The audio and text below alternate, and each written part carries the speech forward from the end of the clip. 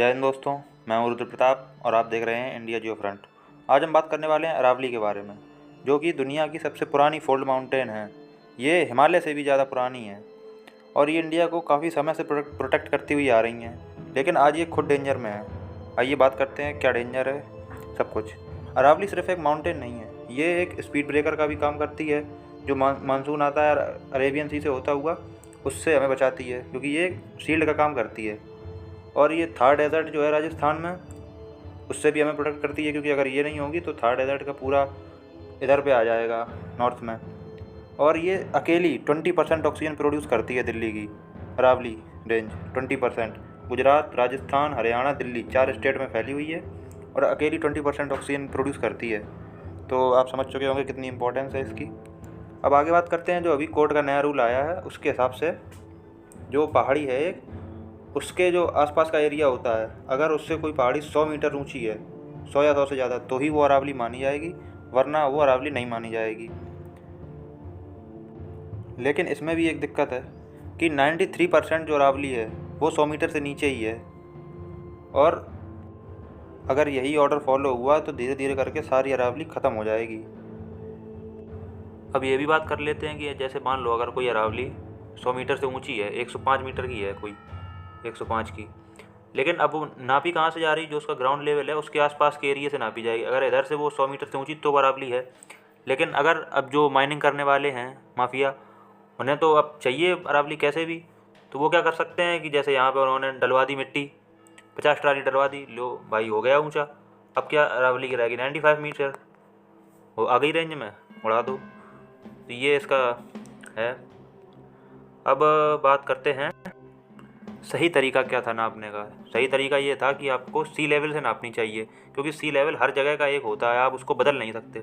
Ground level तो कभी बदल सकता है, आप मिट्टी डलवा दो वहाँ पे तो पहाड़ी छोटी हो जाएगी अपने आप, और मिट्टी हटवा दो तो पहाड़ी ऊंची हो जाएगी। ये तो कोई भी चेंज कर सकता है, लेकिन सी लेवल जो है वो सेम रहेगा, तो उसके हिसाब से रखना चाहिए था। लेकिन और जबकि कोर्ट ने 29 तारीख को यानी 29 दिसंबर 2025 को दोबारा ऑर्डर मतलब कहा था कि मैं दोबारा इसको देखूंगा, लेकिन कोई डिसीजन उन्होंने चेंज नहीं किया, सेम जैसा था वैसा ही फिर से डाल दिया।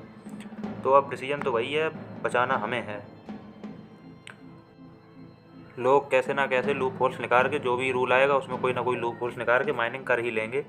कुछ लोग हैं वो अमीर होते रहेंगे, लेकिन पूरा जो इकोसिस्टम है वो बर्बाद हो जाएगा। अब इसके नुकसान भी देख लेते हैं कि क्या क्या नुकसान होने वाले हैं अरावली माइनिंग के। सबसे पहला है कि भाई जो मानसून आते हैं अरेबियन सी से, जो मानसून निकलते हैं, अगर अरावली है अभी तो वो रोक लेती है इसको और स्लो डाउन कर देती है। इससे जो है अगर मानसून स्पीड में जाएगा तो आगे हिमालयाज़ हैं उनसे टकरा के बहुत बाढ़ आ सकती है इस वाले एरिया में। जो सेंट्रल का एरिया है यूपी बिहार नॉर्थ का, इसमें बाढ़ आने के चांसेस काफ़ी ज़्यादा हैं। तो ये अरावली उससे भी हमें बचाता है, क्योंकि ये इधर से टकराते हुए जाती तो स्लो हो जाती है। और आपको याद होगा 2013 में यही हुआ था, जब मानसून काफ़ी ऊपर से निकल गया, अरावली के भी ऊपर से। अरावली रोक ही नहीं पाई उन्हें, और ये जाके सीधा उत्तराखंड में इतनी भयानक बाढ़ आई थी कि बहुत ही ज़्यादा तबाही मच गई थी। तो आप समझ सकते हैं इसकी कितनी ज़्यादा इंपॉर्टेंस है। अब दूसरा इफेक्ट क्या है कि आइस को वाटर में चेंज कर देगा। कैसे, इसके पीछे भी लॉजिक समझो। अरावली जो है, अरावली थार डेजर्ट को हिमालयाज़ पे जाने से रोकती है, क्योंकि थार डेजर्ट है यहाँ पे, एक सेकंड, थार डेजर्ट है, ये अरावली है, यहाँ पे हिमालयाज़ हैं। अगर ये अभी थार डेजर्ट अरावली की वजह से रुका हुआ है, लेकिन अगर ये हट गया तो अरावली वो थार डेजर्ट का जो बालू है, रेत, ये सीधा जाके कहाँ जाएगी, हिमालयाज़ पे, और ये बर्फ़ के ऊपर जम जाएगी। अब अगर सिर्फ बर्फ़ हो तो वो तो सन की रेस को रिफ्लेक्ट कर देगी और कम कम बर्फ़ पिघलेगी, लेकिन अगर ऊपर से बालू जम जाएगी तो वो रेस को जो है अट्रैक्ट करेगी, अपनी तरफ सोखेगी, उससे बर्फ़ और जल्दी पिघलेगी। इससे क्या होगा, बर्फ़ पिघल जाएगी। अब वो तो आप जानते ही हैं, फिर उतना ज़्यादा बाढ़ आने के चांसेस बढ़ जाते हैं और ग्लेशियर्स जो हैं बहुत जल्दी ही पिघल जाएंगे। तीसरा देखते हैं। तीसरा है, जब काफ़ी सारे ग्लेशियर्स एक साथ पिघलेंगे तो बहुत सारा पानी एक साथ आ जाएगा, और इससे नदियाँ भी पूरी डूब जाएंगी, और जो पूरा यूपी बिहार वाला एरिया है पूरा ख़त्म हो जाएगा, क्योंकि हिमालय का ज़्यादातर पानी इसी साइड से होते हुए निकलता है, यूपी बिहार से होते हुए। तो ये एरिया तो पूरा भाई ख़त्म है। चौथा रीज़न देख लेते हैं। दिल्ली बालू का शहर बन जाएगा, क्योंकि थार डेजर्ट को यही रोकता है, मैंने बताया आपको। थार डेजर्ट, अरावली, दिल्ली। थार डेजर्ट रोक रहा है अभी, तो थार डेजर्ट हैन का सॉरी थार डेजर्ट जो है अभी तो आ नहीं पा रहा दिल्ली की साइड, क्योंकि बीच में अरावली है, लेकिन जब ये हट जाएगा तो फिर ये सीधी बालू दिल्ली में ही आएगी। और अभी तो सिर्फ पॉल्यूशन है, एयर पॉल्यूशन, फिर डस्ट पॉल्यूशन भी हो जाएगा और ख़त्म है खेल दिल्ली वालों का। तो वैसे भी सांस ले नहीं पा रहे बेचारे, फिर तो बाहर निकलने में ही आफत हो जाएगी। और बालू आ जाएगी तो आपने सुना होगा, बालू में सर्दियों में मौसम बहुत ज़्यादा ठंडा हो जाएगा, एकदम से मौसम टेम्परेचर गिर जाएगा, और गर्मियों में एकदम से टेम्परेचर बढ़ जाएगा। तो ये सब बहुत ज़्यादा इम्बैलेंस हो जाएगा। अब बात करते हैं खेती कैसे बर्बाद होगी इससे। जो वेस्टर्न डिस्टर्बेंस होता है, जो मतलब वेस्ट में काफ़ी सारे जो ओशियन है, उनसे जो पानी आता है उड़ता हुआ, वो अरावली रोक लेती हैं और राजस्थान में ही गिर जाता पानी। वहाँ ज़रूरत भी है, और सर्दियों का टाइम होता है ये, जो वेस्टर्न डिस्टर्बेंस होता है।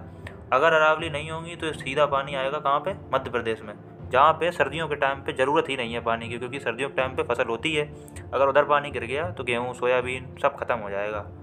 तो ये भी एक बड़ा डिसएडवांटेज है। पूरी की पूरी फूड सप्लाई बर्बाद हो सकती है इससे। एक छोटा सा चेंज एक बड़े क्राइसिस को जन्म दे सकता है। रिवर सूख जाएंगी, वाइल्ड लाइफ पूरी, अरावली में पूरा बायोडाइवर्सिटी सिस्टम है, इतनी सारी, बहुत सारे जानवर भी रहते हैं, उनका भी डिस्टर्बेंस हो जाएगा पूरा। फसलें ख़राब हो जाएंगी, दिल्ली में धूल सैंडस्टॉर्म आ जाएगा, फ्लड्स इन यूपी बिहार, बर्फ़ के ग्लेशियर पिघलेंगे, फ्लड्स भी आएंगे उत्तराखंड में। इतने सारे रीज़न आप देख सकते हैं। ये सिर्फ एक प्रॉब्लम नहीं है, ये एक चेन रिएक्शन है, जिससे हमारा पानी, हवा, खाना, शहर सब बर्बाद हो सकते हैं। अब सॉल्यूशन क्या है? सॉल्यूशन ये है कि पहले तो अरावली का सी लेवल से मेज़रमेंट होना चाहिए, ना कि उसके आसपास के एरिया से, क्योंकि सी लेवल हर जगह का एक होता है, मैं बता चुका हूँ आपको। तो पहले तो आपको सी लेवल से करना होगा आपको मेज़रमेंट, उसके हिसाब से आगे आप सुनाइए अपनी जजमेंट। अब शांत बैठने से कुछ नहीं होगा, हमें अपनी आवाज़ उठानी पड़ेगी। अरावली हिल्स ने इंडिया को सालों तक प्रोटेक्ट किया है, अब हम उन्हें ज़रूरत है हम उन्हें प्रोटेक्ट करें। तो मिलकर आवाज़ उठाते हैं। धन्यवाद। जय Hind. Save Aravalli, save India.